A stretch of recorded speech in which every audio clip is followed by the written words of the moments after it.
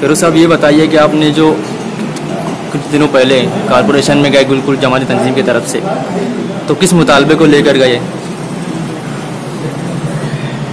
ये मुतालबा जो है ईद उल अज़हा से मुताल्लिक़ था। जमाती तंजीम की मीटिंग हुई तो उसमें ये बातें आई कि ये जो ईद उल अज़हा का मौका आ रहा है ये बनिस्बत और सालों के रूटीन से थोड़ा हट करके है। वजह उसकी ये है कि एक तो ये कोरोना की वबाई बीमारी पूरे दुनिया में फैली हुई है और ये फिर बारिश का मौसम है, और उसके बाद फिर हुकूमत ने जो आर्जी तौर पर सलाटर का सेंटर बनाते थे वो सेंटर नहीं बनाया है।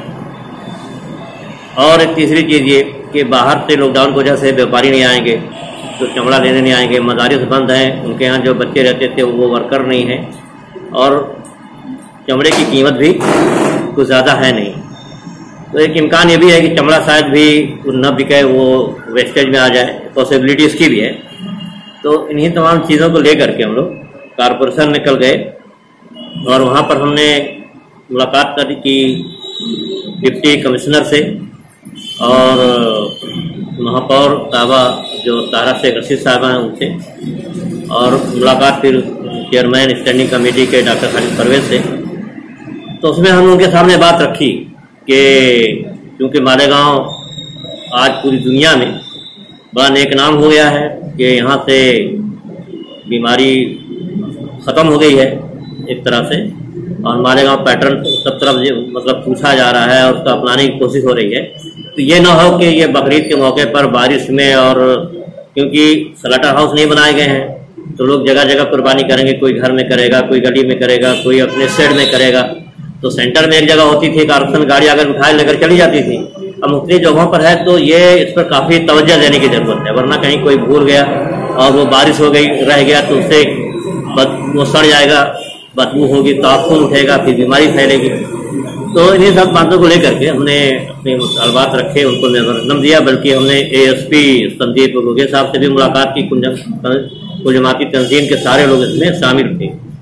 तो हमारे इस मेमोरेंडम के नतीजे में अल्हम्दुलिल्लाह जो लोगों से भी मुलाकात की, हम लोगों ने बातों को बहुत गौर से सुना और इस मसले की अहमियत को समझा लोगों ने, और हमको ये इत्मीनान दिलाया कि इंशाअल्लाह हम जो है पूरे तौर पर ये साफ सफाई का काम हमारा अमला देगा। तो हमसे मज़ीद और इत्मीनान के लिए, और क्योंकि जो उनके साफ सफाई के अमले हैं उन पर भी कुछ असर हो, तो आज जो है 4 बजे कॉरपोरेशन में उन्होंने ये डॉक्टर खालिद साहब जो स्टैंडिंग कमेटी के चेयरमैन हैं उनके ईमा पर एक मीटिंग रखी गई, जिसमें शामिल थे डिप्टी कमिश्नर और दूसरे जो साफ सफाई के उनके अधिकारी और कर्मचारी थे, सारे लोग थे। तो उन्होंने बताया कि गुज़िश्ता के बनिस्बत इस साल हमारे इंतजाम बहुत बेहतर हैं और बड़े पैमाने पर हैं। एक तो हम पहले 15 ट्रैक्टर रखते थे, अभी 25 या 30 ट्रैक्टर रखेंगे, और जो छोटी ट्राली आती है तो बता रहे हैं कि हमारे पास बहुत सारी बेकार पड़ी तो उसको रिपेयर कर रहे हैं, तो वो जो है छोटी ट्राली गाड़ियों के अंदर लेकर के जाएंगे उनके कर्मचारी, और ताकि एक एक घर से कचरा उठा सकें। और बल्कि जो कच्चे रास्ते हैं, वैसे इलाके जो कच्चे हैं जहाँ पर रास्ता कच्चा है, तो वहाँ भी वो ट्राली के जरिए से निकाल के बाहर लाएंगे। उसके बाद ट्रैक्टर जो है, जहाँ सेंटर पहले रहा करता था आरजी स्लॉटर हाउस का, वहाँ ट्रैक्टर खड़े रहेंगे, तो उसी ट्रैक्टर में ला करके वहाँ लोगों को डाल देना रहेगा। और पानी का भी उन्होंने ये कहा कि भाई अच्छा इंतजाम रहेगा। पानी एक दिन नागा से जो आता है, तो क्योंकि इस मौके पर पानी की ज़रूरत ज़्यादा रहती है और पानी जितना रहेगा सफाई उतनी अच्छी होगी, तो इसलिए वो कह रहे हैं कि पानी जो है 10-15 मिनट ज़्यादा भी दिया जाएगा और रेगुलर दिया जाएगा जब तक त्यौहार 3-4 दिन तक। तो ये बात हुई। और एक बात ये भी हुई कि वो जो हेल्पलाइन नंबर देंगे कि अगर किसी के यहाँ, वो अपने तौर पर सारी कोशिश करेंगे, लेकिन अगर कहीं कोई चीज़ रह जाता है तो हेल्पलाइन नंबर देंगे, लोग उस पर फ़ोन करेंगे, उनके कर्मचारी आएंगे और उठा करके फुसला दे करके चले जाएंगे। तो ये तो बहरहाल उनको कहा गया, वो लोग इस पर आमादा हैं, पूरी तैयारी कर रहे हैं। उन्होंने बताया कि ट्रैक्टर भी हमने बढ़ा दिया है, डंपिंग यहाँ करते थे, खड्डा पहले 4 होता था, 8 खड्डा खोदा जाएगा और उसमें सारे पुर्जे डाल करके उस पर केमिकल डाल करके उसके बाद उसको बंद कर दिया जाएगा।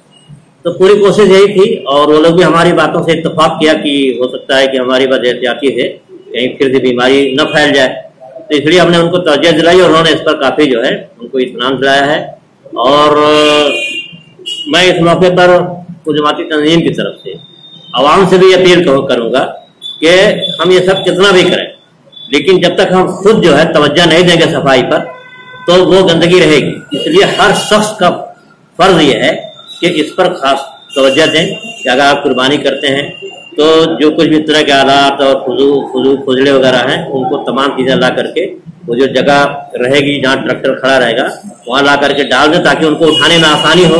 कोई चीज़ कहीं पर फेंक ना दें, खास तौर से गटर में ना डालें कि गटर में जाकर के वो फंस जाए या पानी वो खराब हो जाए और गटर में फंस जाए, फिर गटर का पानी ऊपर आए।